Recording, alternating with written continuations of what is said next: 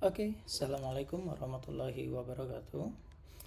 Selamat pagi mahasiswa Universitas Terbuka. Saya Erwin Duka Putra, ya, saya dosen pengampu untuk mata kuliah pemrograman berbasis perangkat bergerak. Oke, kita lanjut ke web 4 ini, yaitu adalah aktivitas 11.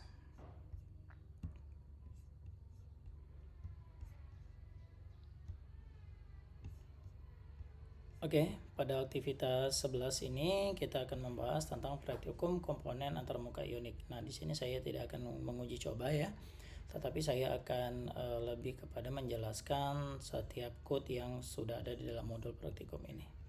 Oke, pada komponen antarmuka ionik ini, nah di sini ada persyaratan materi. Yang pertama kita harus mempunyai event handler yang kemarin sudah kita instalasi. Yang selanjutnya adalah ionik ya. Nah, selanjutnya di sini kita akan membuat aplikasi yang bernama Maska ya, di mana aplikasi ini akan menampilkan daftar kucing dan kemudian pengguna dapat memilih kucing tertentu untuk diadopsi. Oke. Nah, ini untuk antarmukanya ya, antarmukanya nanti yang akan kita hasilkan.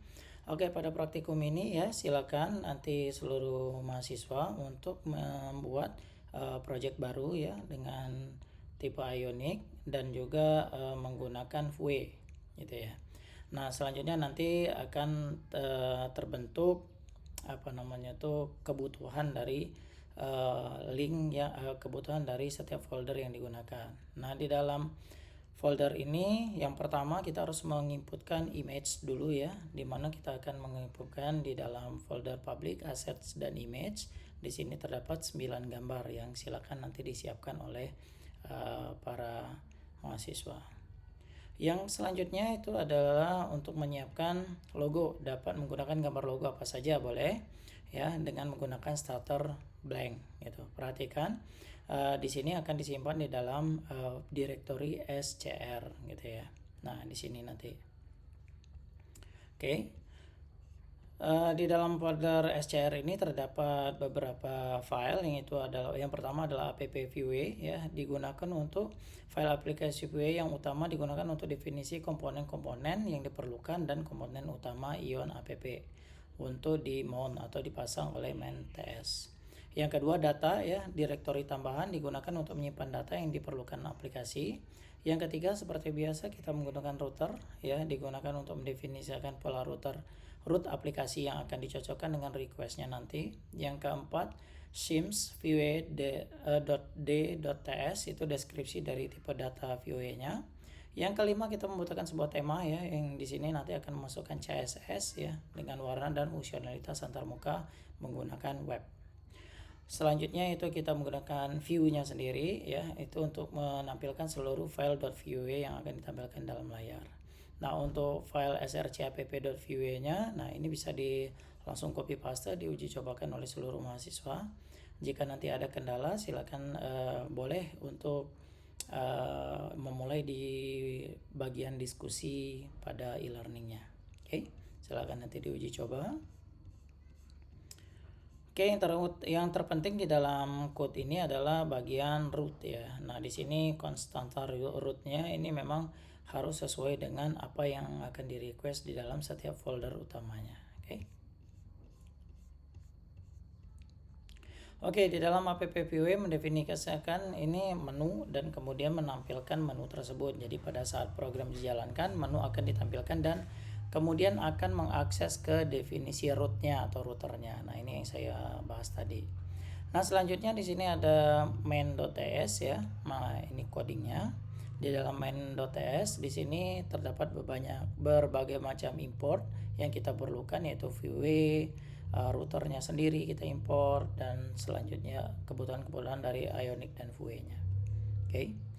Selanjutnya di sini ada index.ts ya. Index.ts di sini digunakan untuk mendefinisikan komponen routernya. Nah, ini yang saya bilang tadi ya. Nah, yang ini di sini bagian root yang paling penting supaya setiap home dan juga bagian tentang ataupun bagian-bagian lainnya yang dibutuhkan oleh program itu bisa diakses. Oke. Selanjutnya di sini ada data. Nah, di sini kita akan masukkan seluruh data-data yang digunakan seperti asset image tadi atau gambar yang akan kita tampilkan. Selanjutnya di sini ada tema ya. Tema di sini kita buat sederhana saja ya. Menggunakan minimal ketinggian itu 1 pixel, untuk height-nya 100 px dan width 100 px ya, dengan background size-nya cover dan background repeat itu tidak ada perulangan. Oke, selanjutnya di sini kita akan membuat view untuk maska home atau bagian depan ya, nanti bisa langsung di copy paste oleh mahasiswa. Nah, di sini jangan lupa kita akan memanggil cat file. Nah, ini digunakan untuk memanggil iconnya gitu. Oke, nah pada file ini nantinya kita akan membuat sebuah button ya, di dalamnya ada button, ada handler juga dan method script yang akan digunakan di dalam view-nya. Nah, hasilnya jika aplikasi dijalankan, mengetahui hasil dari event handler, gunakan development tools, fitur lainnya, alat pengembang seperti browser yang biasa digunakan seperti kemarin kita menggunakan Google Chrome ya. Oke, nah ini untuk definisi view dari tentang ya, boleh diisikan sesuai code-nya ya. Nanti akan tampilannya akan seperti ini berikut gitu ya. Nah, oke. Nah, ini untuk aktivitas 11 ya. Selanjutnya kita pindah ke aktivitas 12.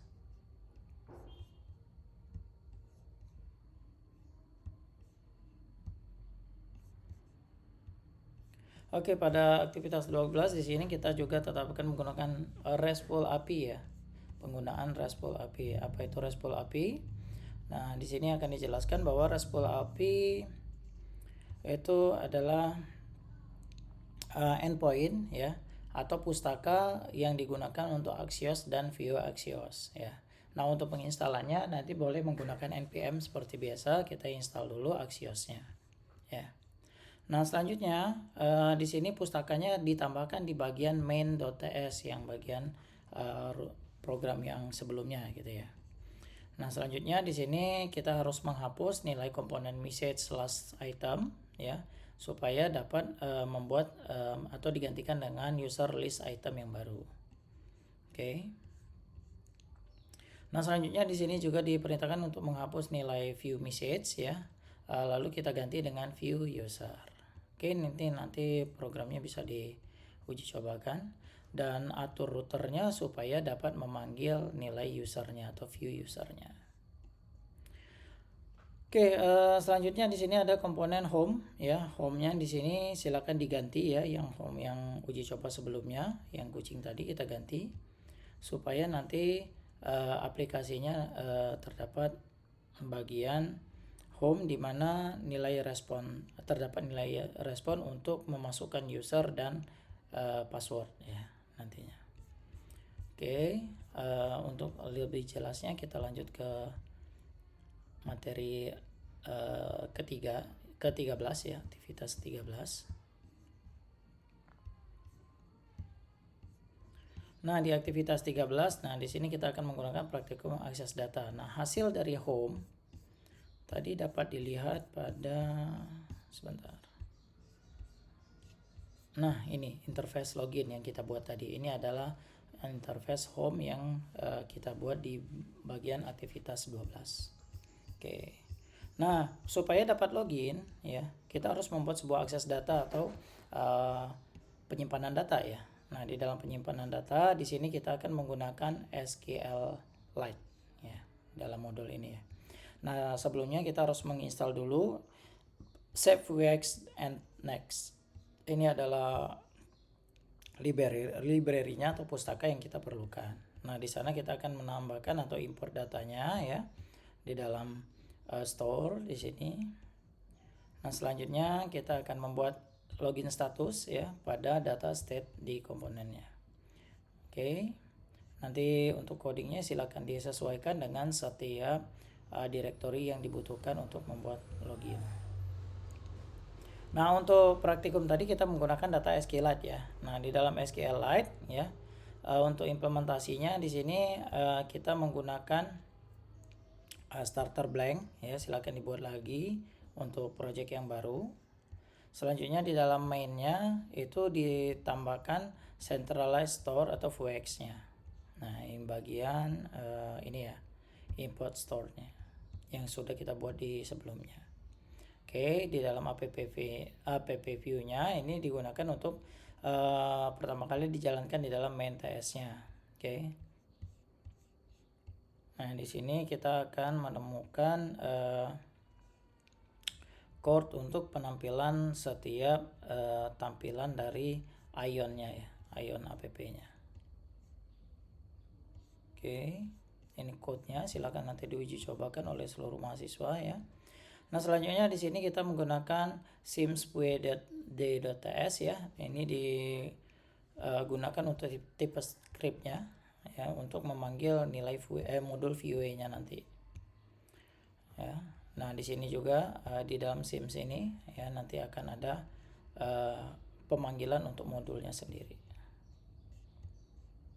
Oke, nah di sini jangan lupa kita harus membuat sebuah router ya di dalam index.ts. Ya, router ini untuk memanggil seluruh path loginnya atau bagian halaman home loginnya. Setelah itu halaman tentang. Sama seperti cat tadi yang untuk kucing ya. Oke, nah ini untuk tampilan home dan ini untuk pemanggilan atau code untuk bagian tentang. Nah, untuk interface loginnya di sini kita akan menggunakan button ya, button untuk pada saat kita login. Oke, tampilannya nanti akan seperti ini pada saat diakses ya. Silakan dibuild dalam bentuk APK ya. Nanti akan keluar Gray Assembler debug-nya. Selanjutnya install ke device di dalam app debug dan adb installernya. Dan hasilnya akan tampak seperti gambar berikut. Oke, itu untuk aktivitas pembelajaran ke-13. Oke, lanjut kita ke aktivitas pembelajaran 14. Nah, pada aktivitas pembelajaran 14 ini kita akan menggunakan native API plugin. Ya, lanjutan dari yang tadi, tetapi kita menggunakan plugin untuk native API-nya ya, API. Nah, hasil akhir aplikasi ini ya, nanti aplikasi ini akan diintegrasikan dengan kegiatan belajar selanjutnya, yaitu menyimpan foto dan juga spot pada event foto. Jadi kita akan mengambil foto secara live gitu ya, secara langsung. Nah, ini adalah pada praktikum ini kita akan menggunakan yang namanya geolocation gitu ya. Nah, ini aplikasi ini menampilkan kamera untuk mendapatkan sebuah geolocation. Nah, terus nanti akan menampilkan fotonya, waktu dan juga lokasi tersebut dengan adanya geolocation. Nah, di dalam main.ts-nya ya nanti silakan untuk membuat file baru ya, untuk praktikum yang baru atau project baru.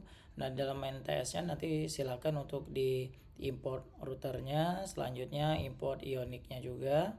Di sini kita harus menggunakan import kamera, ya itu jelas karena kita akan mengambil langsung kamera pada handphone. Selanjutnya akan define custom element untuk window-nya. Selanjutnya baru kita mengambil CSS-nya atau tampilan. Nah, pada home ya, di sini kita bisa menggunakan background color ya nantinya, dan eventnya nggak akan terlalu banyak ya. Di sini hanya akan memanggil beberapa latitude dan longitude saja berdasarkan geolocation-nya. Oke, ini code-nya boleh nanti diuji coba dan copy paste ya. Nah, untuk mengambil foto ya diperlukan kapasitor atau plugin camera source ya untuk mengaktifkan kamera. Hasil akan diletakkan pada variabel image. Nah, dan untuk memperoleh gambar hasil foto diperlukan data URL dari image-nya.